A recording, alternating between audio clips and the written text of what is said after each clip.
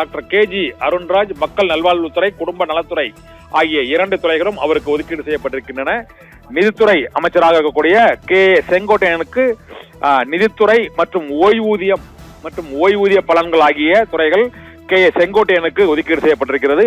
வெங்கட்ரமணனுக்கு உணவுத்துறை அமைச்சராகவும் நுகர்பொருள் விநியோகத்துறை மற்றும் நுகர்வோர் பாதுகாப்புத்துறை, விலை கட்டுப்பாட்டுத்துறை ஆகிய துறைகள் வெங்கட்ரமணன் அமைச்சராக, உணவுத்துறை அமைச்சராக இருக்கக்கூடிய வெங்கட்ரமணனுக்கு அந்த துறைகள் ஒதுக்கீடு செய்யப்பட்டிருக்கின்றன.